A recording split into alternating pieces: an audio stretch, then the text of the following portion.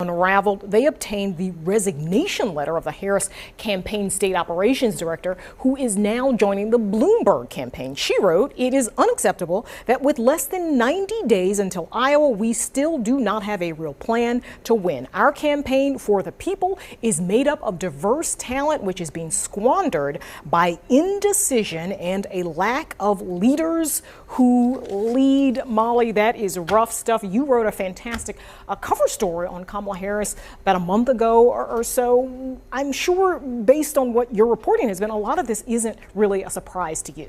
No, what's a surprise is that she has failed to turn it around despite literally months and months and months of hearing this kind of frustration. And you hear it, it's reporters, it's people inside the campaign, it's people outside the campaign, it's pretty much every voter that you meet on the campaign trail who goes to see her. And the common theme is people want to like her, and then she doesn't close the deal. She's not able to articulate a consistent and compelling message that makes those voters who show up for her, who are interested in what she's selling, that makes them decide, yes, this is the candidate I can commit to. And the Times story and a Post story today have really laid out this frustration, especially within her team, that she hasn't been able to make those decisions. And she's been all over the place in terms of the message. Here's a clip to show some of her kind of all over the place messaging. Truth, justice, decency, equality, freedom. Our mother would sit up trying to figure out how to make it all work. That's something most Americans know all too well. And that's what my 3 a.m. agenda is all about. He's tearing us apart.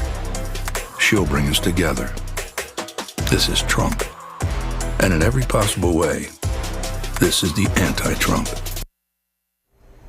And now to Lou, one of the messages is she's the one who can bring back the Obama coalition in the way that Obama had it in 2007. Yeah, they've tried out a number of different messages over the past several months and just tried to see what is stuck. And it's been difficult to follow her campaign because there have been so many different messages. And one of the biggest debates that she's having internally is whether she wants to be sort of this progressive, left-wing California liberal, or whether or not she wants to be more of a moderate.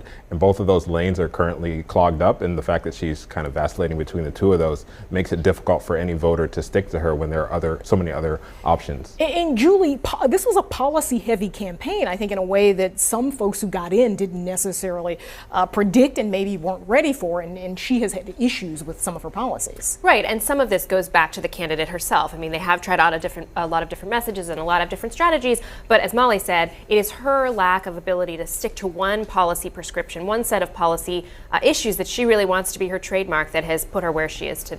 Yeah, for her, it seems like it's do or die Iowa, so we'll see. Just, a couple of weeks left.